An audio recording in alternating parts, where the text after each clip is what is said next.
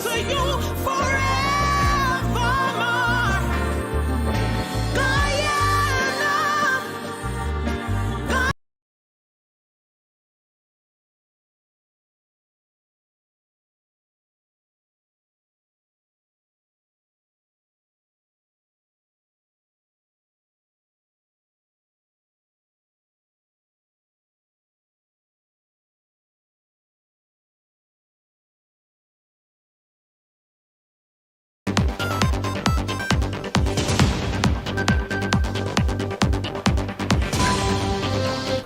Good afternoon and welcome to your main newscast on Kaieteur Radio. My name is Joshua Van Slykeman, and without further ado, let's get to the news in the details. Vice President Bharat Jagdeo is blaming the economic troubles Vice President Bharat Jagdeo is currently blaming the economic trouble currently facing Trinidad and Tobago on the Dutch disease. Since 2019, Kaieteur News pointed out that its sister country, CARICOM, found itself entrapped in years of declining growth with dwindling oil production. The company had no choice but to start restructuring its economy away from oil. Dr. Jagdeo said Guyana will have to ensure it utilizes its oil money to build a strong non-oil economy. The government intends to overhaul the Natural Resource Fund, which was put in place by the previous David Granger administration. The Vice President said the Irfan Ali administration will come up with a program for spending that will go through a parliamentary process. He said that the process will allow scrutiny where all the questions can be asked by the public before implementation. He reminded that right now the funds in the NRF are transparent, adding that will continue. Following the crippling effects of the COVID-19 pandemic, many leaders across the globe have renewed their intention to lead economies that run on cleaner energy. But instead of an immediate switch to renewable projects to provide their pledges are sincere, policy leaders such as those in Guyana have said gas will be used as an interim as quote-unquote the bridge to realizing their clean energy goals. Upon noting this, one international advisor has publicly stated that citizens ought to hear alarm bells when such statements are made, since gas is not a bridge but rather a wall. Specifically making this comment in recent times was Greg Mowat, a senior policy advisor on energy supply at the International Institute for Sustainable Development. Mowat categorically stated that gas impedes rather than enables the energy transition. Further to this, he said the idea of gas acting as a bridge to the clean energy transition is just thinking. In other news, Roy Boston, who allegedly stabbed 3 of his drinking partners during a brawl on Saturday night, was reportedly killed by his cousin at a rum shop located in Swan Village on the Linden-Suicide Highway. According to police reports, sometime around 22 hours 15 that day, 18-year-old Boston was among his family and friends at the shop when a heated argument turned deadly. It was reported to the police that Boston pulled out a knife and dealt one of the men there a stab to his left side waist and another to his left side back. A resident who resides just opposite the shop said that Boston started to cause trouble with some of the men who were at the shop. There, she said, a fight broke out which caused Boston to inflict the injuries on 3 of the men. She added that Boston's cousin, who was there too, was trying to get him to control himself by attempting to take his knife away. The resident recalled that Boston ended up attacking his cousin, and in a bid to defend himself, the cousin got a hold of the knife and reportedly inflicted the fatal injuries about Boston's body. We tell you now that eNetworks Incorporated, the country's only locally owned telecommunication provider, recently announced that it has increased its fiber optic business service on Fiber Business Ultimate from 475 Mbps to 675 Mbps for the same monthly subscription fee of $29,990 VAT inclusive. With these faster speeds, which are among the most competitively priced in the region, eNetworks said that local businesses can easily harness the opportunities provided by advanced technological breakthroughs such as cloud services. In a missive to the press, newly appointed Chief Commercial Officer of eNetworks, Abbas Zaman, said that the improved access to the cloud and realized connectivity will enable businesses to achieve a competitive edge by tapping into evolving software, services, and industry platforms, while managing costs, as has been shown in other developing countries. Malnutrition, severe dehydration, and bacterial infections accounted for a majority of cases seen at a recent medical outreach held in 2 Region 1 communities earlier this month. The outreach was held by the Central Islamic Organization of Guyana, CIOG, and the U.S. Embassy's Civil Affairs team in collaboration with their partners. It began on August 2 at Port Kaieteur and ended on August 6 at Mabaruma. As a result of the exercise, almost 2,500 Region 1 residents, specifically 124 from Port Kaieteur and 126 in Mabaruma, received free medical service in various areas. This is your main newscast. More news after the break. Stay with us.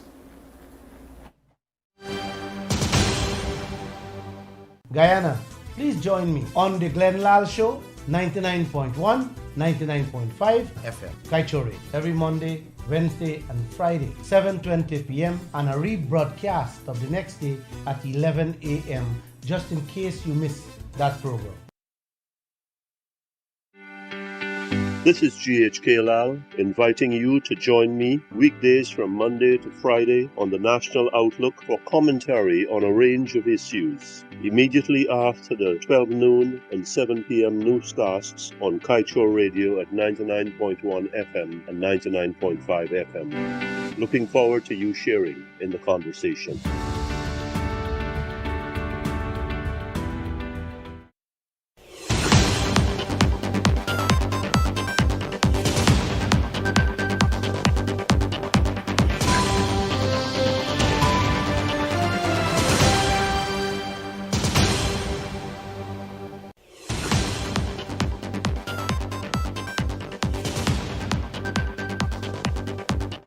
Welcome back. Thank you for joining us. Police ranks at Vredenhoek Hope Police Station are currently investigating the circumstances that led to the death of a man whose body was found on the west side of the Vredenhoek Hope New Road West Coast, Demerara, on Sunday. According to a police report, an unknown caller reported that the body of an unidentified man was discovered around 7:30. He was clothed in a brown short-sleeved jersey, blue jeans, and white sneakers. The man was immediately rushed to the West Demerara Regional Hospital by public spirit citizens, where he was pronounced dead on arrival. No marks of violence were found on the man's body, which is awaiting identification and autopsy. The deceased is of East Indian descent and appears to be in his 30s. A woman is among 4 persons to be charged for the murder of her son-in-law, 24-year-old Kieran McPherson. McPherson is a Sophia man who was found dead in a yard with gunshot wounds to his body. According to a police report sent out yesterday, the Director Public Prosecutor has advised that McPherson's mother-in-law, Brianna Nurse, and Devon Harry, Nicholas Hercules, and Peter Lamb be charged with his murder. We understand that the 3 men to be charged along with Nurse and her son's friends, and McPherson was found dead by police around 4 hours, lying in a yard in Seafield, Sophia. A post-mortem had later revealed that he was killed by a gunshot wound to his abdomen.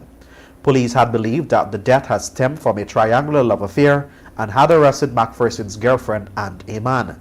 The girlfriend has since been released from custody by police.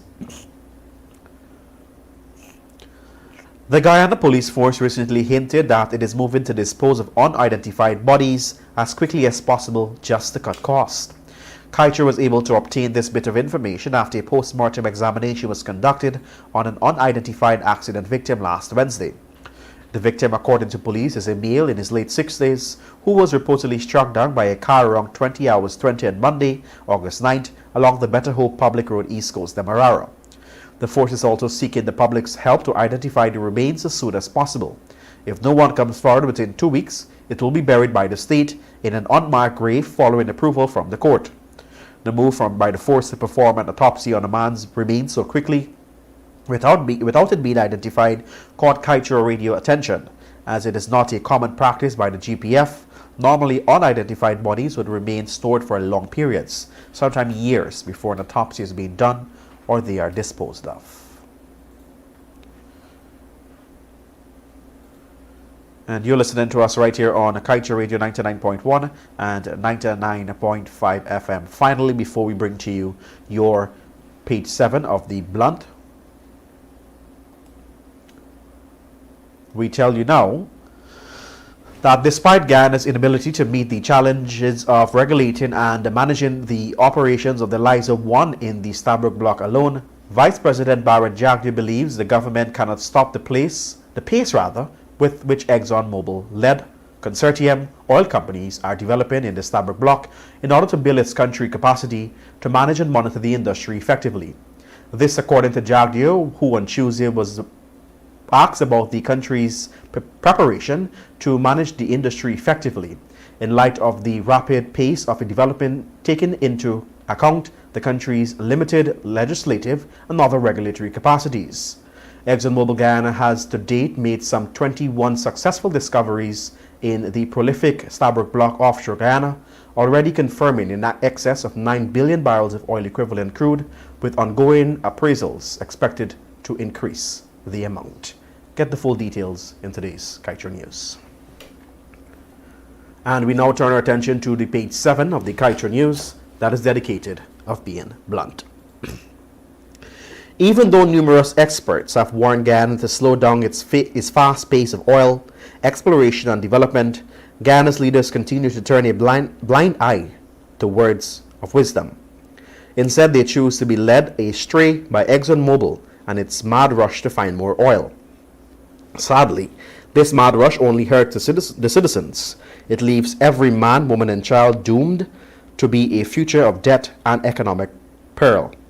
Guyanese, you must stand up against this modern-day scheme of economic enslavement by ExxonMobil.